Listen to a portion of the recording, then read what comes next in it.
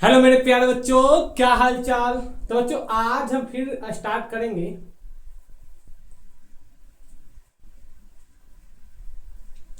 Hello मेरे प्यारे बच्चों, क्या हाल चाल।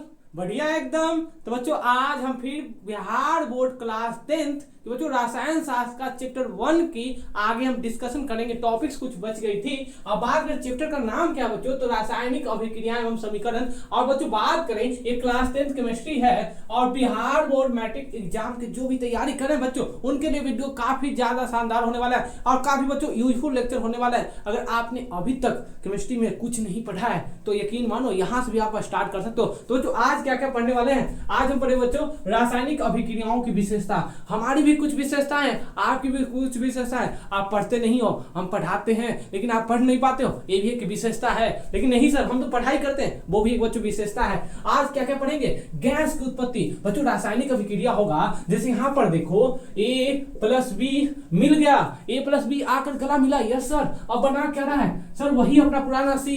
A+B आकर बोल रहा है कि हम दोनों मिल जाओ और हम दोनों मिलकर एक नया पदार्थ बनाओ जिसका नाम क्या है C।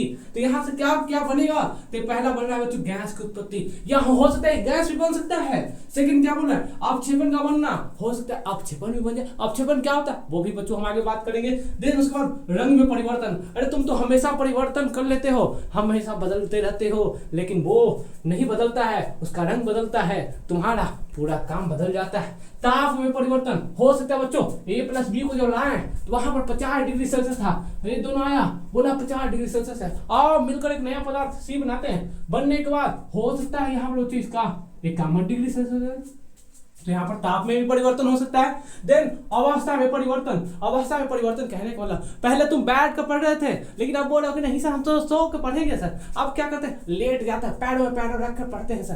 अरे तुम अपना अवस्था बदल लेते हो तो क्या पदार्थ की अवस्था बदल सकता है, यस सर बदल सकता है। ये सारे बच्चों हम आज पढ़ेंगे रासायनिक अभिक्रियाओं की क्या क्या विशेषता है। तो बच्चों जल्दी से हम स्टार्ट करते हैं, आपको दिखा देते हैं बच्चों। ये रहा किताब, इसी किताब को बच्चों सारे टॉपिक्स को हम पढ़ेंगे और बात करें, काफी शानदार बुक है बच्चों, देख लो अच्छे से, यस सर। तो आइए हम पढ़ते हैं और स्टार्ट करते हैं बच्चों। एक एक लाइन पढ़ेंगे और एक एक लाइन को बच्चों हम समझाएंगे। बोल कह रहा है कि रासायनिक अभिक्रियाओं की मुख्य विशेषता निम्नलिखित है। ये 5 विशेषता हैं और बच्चों 5 विशेषता क्या है वो देखिए। बोल कह रहा है गैस की उत्पत्ति। गैस की उत्पत्ति में क्या होगा, तो बोल कह रहा है कुछ रासायनिक अभिक्रियाएं ऐसी होती है जिनमें कोई गैस उत्पन्न होती है। तो यहाँ पर हो सकता है बच्चों कोई भी गैस उत्पन्न हो सकता है, लेकिन यहाँ पर कोई मेंशन नहीं है कि हमेशा हाइड्रोजन ही बनेगा, हमेशा कार्बन डाइऑक्साइड बनेगा, नाइट्रोजन ही बनेगा। तुम्हारा मन जैसा लाओगे पदार्थ वैसा गैस बनेगा। उदाहरण के लिए दानेदार जस्ता की अभिक्रिया तनु हाइड्रोक्लोरिक अम्ल या तनु सल्फ्यूरिक अम्ल से कराने पर हाइड्रोजन गैस निकलती है। बोल रहा है क्या, जब जिंक को तो यहाँ पर मिटा देते हैं, यस सर। अब बच्चों जस्ता किसे बोलते हैं, देखो यहाँ पर जस्ता कहने का मतलब जिसे जिंक बोलते हैं। अब जिंक को H2SO4 के साथ मिलाओ, H2SO4 के साथ मिलाओगे तो यहाँ पर क्या होता है, सल्फेट प्लस जिंक आपस में बोलता है कि आओ हम दोनों गले मिलकर एक नया पदार्थ बनाते हैं, जिंक सल्फेट बना लेते हैं और हाइड्रोजन को अकेले छोड़ दो। H2 क्या हुआ बच्चों, गैस बन गया। अब ऊपर सर ये एरो का मतलब क्या हुआ, इसका मतलब हुआ गैस, इसका मतलब क्या हुआ, गैस का निकलना।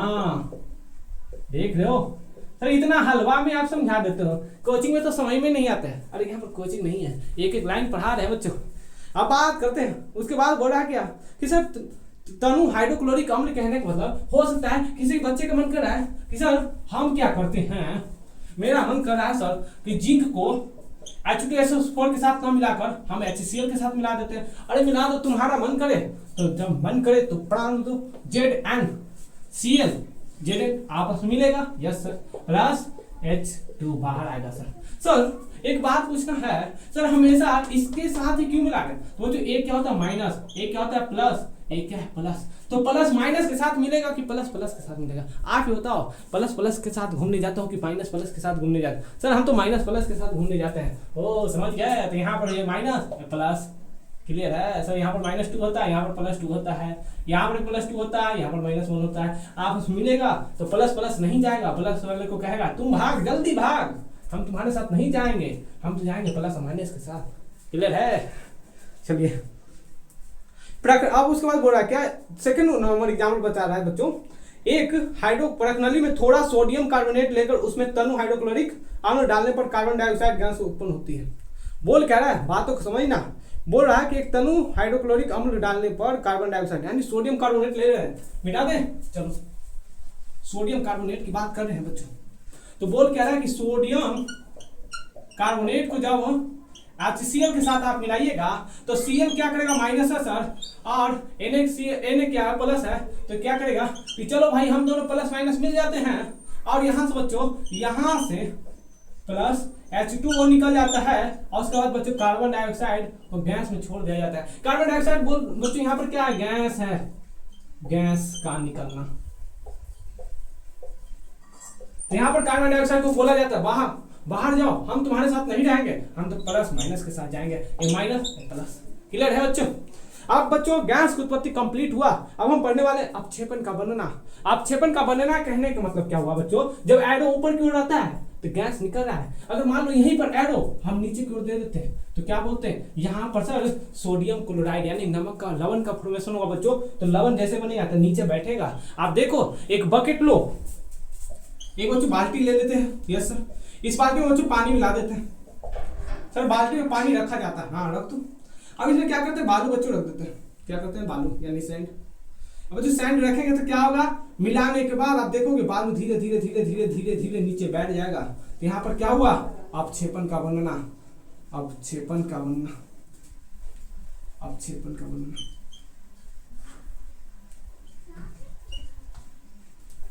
अपक्षेपण का वर्णना,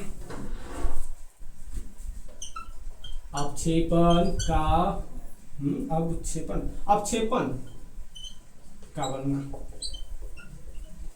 सही है, यस सर। अपक्षेपण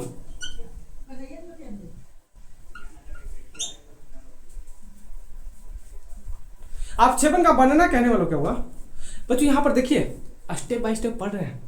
अपक्षेपण एक ठोस पदार्थ है, एक ऐसा पदार्थ है, बालू नीचे कैसा है, ठोस है सर, बालू कैसा है आप बताइए ना जी, कहाँ जा रहे हो। तो ठोस का वर्णन, एक ठोस पदार्थ है जो रासायनिक अभिक्रिया के फलस्वरूप विलयन में से पृथक हो जाता है, विलयन में से बच्चों अलग हो जाएगा। आप देखोगे बालू नमक मिलाओ तो नमक क्या होगा, इसी पानी में मिल जाता है, मालूम ही नहीं चलता कि कहाँ गया। तुम देखते हो कहीं किसी के साथ मिल जाते हो तो घूमने चले जाते हो, पता भी नहीं चला, घंटों गायब हो, लेकिन इसको तो अकेला छोड़ दिए। तो यहाँ पर देखो बच्चों बालू क्या हुआ, अकेला नीचे चला जाता है, और नमक पता नहीं पानी के साथ कहाँ घूमने चला गया।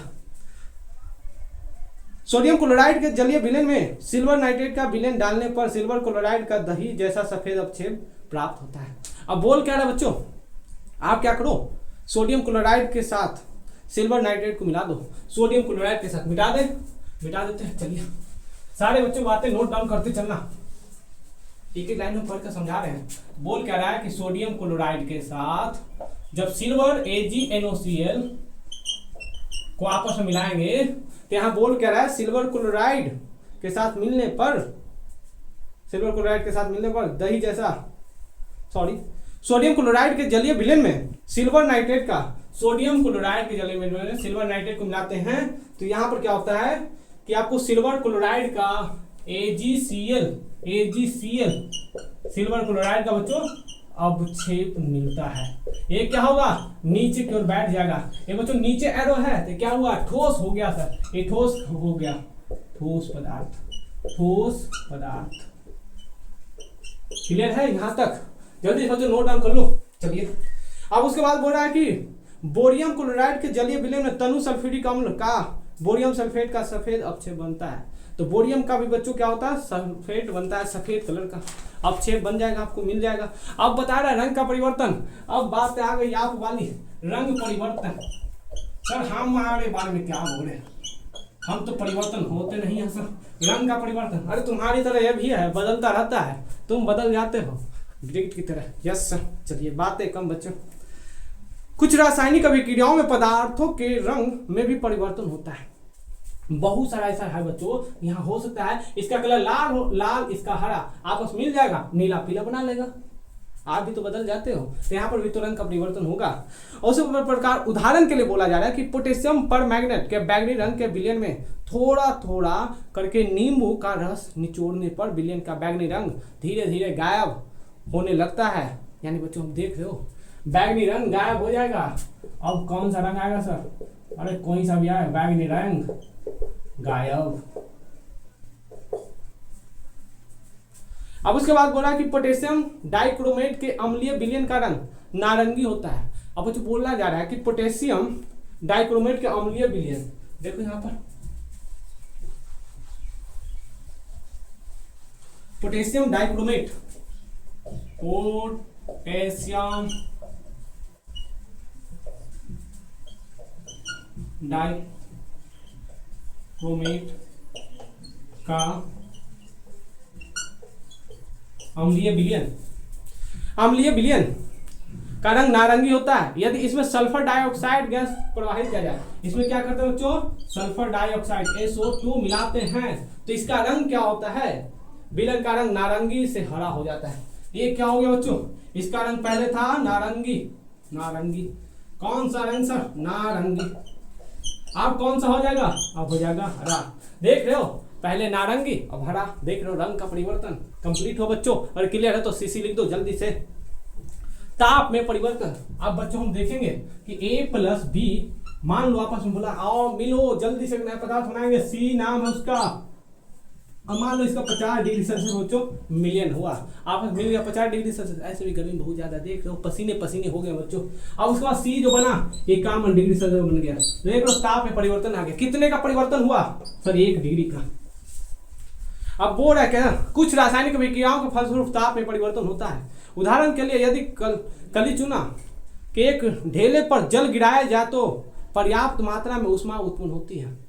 अगर मान लो कली चूना जो तुम चौक देखते हो, अब चौक पे बच्चों क्या करते हैं, एक चौक का टुकड़ा है, इसको क्या करते हैं? पानी गिराते हैं, तब पर्याप्त मात्रा में ऊष्मा बाहर निकलती है। आप घर पर देखना, जिसका घर रंगाई पोताई अभी भी होता होगा तो वो क्या करते हैं? व्हाइट कलर का बच्चों चूना मार्केट से लेकर आते हैं। आप चूने को क्या करते हैं? गर्म पानी में मिलाते हैं। और गर्म पानी में जैसे मिलाते हैं बच्चों ऊष्मा देखना बाहर निकलेगा, ताप में परिवर्तन होगा। आप देखोगे जिसका पुराना अभी भी मकान होगा, गाँव समाज में अभी भी है, जहाँ पर मिट्टी का घर होगा, जिसको हर दीपावली में पुताई की जाती है तो रंगों से पुताई करते हैं, चूने लेकर आते हैं और मार्केट से चूने लाकर गर्म पानी में मिलाते हैं। और गर्म पानी में मिलाने के बाद देखोगे ऊष्मा बच्चों बाहर निकलेगा, ताप में परिवर्तन हो रहा है। कितना मजा आता है। अरे गांव की तो बात ही अलग है। अब उसके बाद बोल रहा है क्या बच्चों? जिससे अभिक्रिया मिश्रण का ताप बहुत बढ़ जाता है, अतः यह अभिक्रिया ऊष्माक्षेपी होती है। इसके विपरीत एक प्रखनली में थोड़ा अमोनियम क्लोराइड लेकर उसमें बोरियम हाइड्रोक्साइड का विलयन डालने पर अभिक्रिया के फलस्वरूप बोरियम क्लोराइड, अमोनिया एवं जल बनते हैं। अब बच्चों यहाँ बोल रहा है क्या? इसी प्रकार एक और उदाहरण बोल रहा है कि बोरियम क्लोराइड को अमोनिया क्लोराइड को लेकर आपस में मिलाओगे तो वहां पर भी बच्चों ऊष्मा में परिवर्तन होता है। अब उसके बाद बता रहे हैं क्या? विलयन का रंग विलयन डालने पर अभिक्रिया के फलस्वरूप बोरियम क्लोराइड, अमोनिया एवं जल बनते हैं। अब बच्चों यहाँ पर देखो अमोनिया को याद रखना, NH3 को अमोनिया बोलते हैं सर, अमोनिया को NH3 बोलते हैं, जल को H2O बोलते हैं। H2O को क्या बोलते हैं सर? जल है, कल है। इसे क्या बोलेंगे? इसे बोलेंगे अमोनिया। मिटा दें, चलिए मिटा देते हैं। इसे बोलते हैं NH3 को अमोनिया। अब बात करते हैं अभिक्रिया मिश्रण का ताप घट जाता है जिससे प्रखनली को स्पर्श करने पर ठंडक महसूस होती है, तो यह अभिक्रिया ऊष्मा शोषी होती है। ऊष्मा को ग्रहण करता है, उसे ऊष्मा शोषी बोलते हैं। ऊष्मा शोषी कहने का मतलब बच्चों क्या हुआ? ऊष्मा को ग्रहण करना, ऊष्मा को ग्रहण करना। अगर ऊष्मा शोषी है तो ऊष्मा ले रहा है अपने अंदर, आ जाओ मेरे अंदर ऊष्मा, यानी कि बच्चों तापमान गेन करना, तापमान को अपने शरीर में प्रवाहित कराना क्या होता है? ऊष्मा शोषी होता है। ऊष्माक्षेपी कहने का मतलब तापमान को बच्चों बाहर निकालना। जैसे यहाँ पर देखो, यहाँ पर एक नया नाम लिख देते हैं ऊष्माक्षेपी। चलिए देख लो, तो गर्मी है, मार्कर भी नहीं ओपन करते हैं। ऊष्माक्षेपी। अब ऊष्माक्षेपी का मतलब क्या हुआ? तापमान का बाहर निकलना, तापमान का बाहर निकलना। जैसे A+B आपस मिलकर बच्चों तापमान बाहर निकाला, कितना निकाल रहा है सर? 1 डिग्री ज्यादा निकाल रहा है, ये तापमान क्या हो? बाहर गया। अब मान लो A+B को बनाने में हमें 10 डिग्री सेल्सियस और ऐड करना पड़ा, तो क्या हुआ, ये उष्माक्षेपी हो गया कि उष्माशोषी, तो सर उष्माशोषी हो गया, क्यों, क्योंकि 10 डिग्री और ज्यादा ले रहा है। देखो यहाँ पर उष्माशोषी कहने का मतलब उष्मा को ग्रहण कर।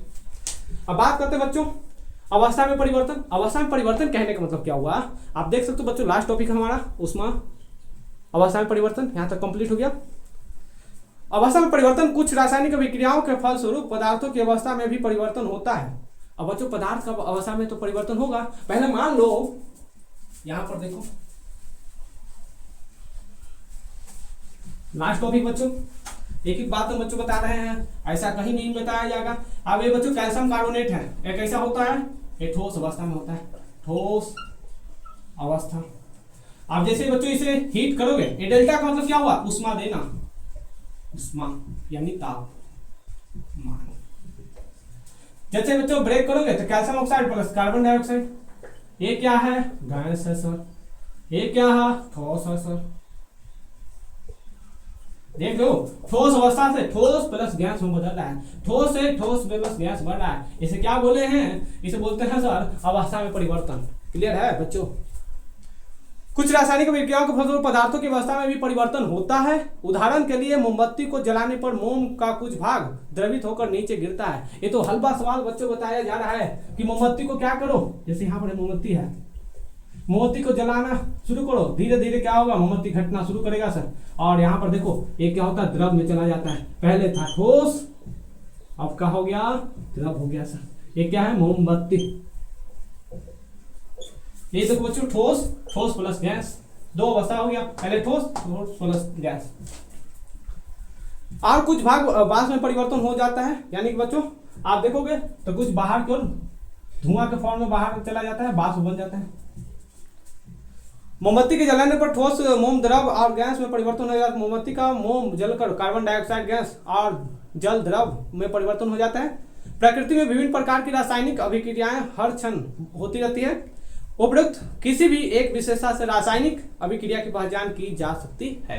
आप देख सकते हो बच्चों यहाँ पर ठोस से ठोस प्लस गैस हो रहा है, तो कैसा विशेषता बच्चों रासायनिक अभिक्रिया का, अवस्था में परिवर्तन। अगर मान लो A प्लस बी आपस में मिलकर C बना रहा है, पहले 100 डिग्री सेल्सियस था सर, अब इसको बनाने के लिए, इसको लाने के लिए हमें 10 डिग्री सेल्सियस ऐड करना पड़ा, इसमें और मिलाना पड़ा, तो क्या हो गया, उष्माशोषी या उष्माक्षेपी सर, उष्माशोषी। क्यों, 10 डिग्री और इसमें डालना पड़ा, तो 101 10 डिग्री पर बच्चों बन रहा है। और मान लो यहाँ पर बच्चों बनकर 90 डिग्री सेल्सियस हो गया, तो यहाँ पर देखो तापमान में परिवर्तन हुआ, अब बाहर निकल रहा है, कितना निकल रहा है सर, 10 और घट रहा है सर, तो क्या होगा, यहाँ पर उष्माक्षेपी हो जाएगा। क्लियर यहाँ तक। तो बच्चों इसके बाद और भी अच्छे अच्छे टॉपिक हैं जो बच गए हैं, जो अगले वीडियो में हम लेकर आएंगे। वीडियो काफी लंबा हो जाएगा, बोरिंग आप फील करोगे, पढ़ाई करते रहना बच्चों। और भी कोई सब्जेक्ट आपको लेक्चर चाहिए तो बच्चों कमेंट कर सकते हो। All the very best.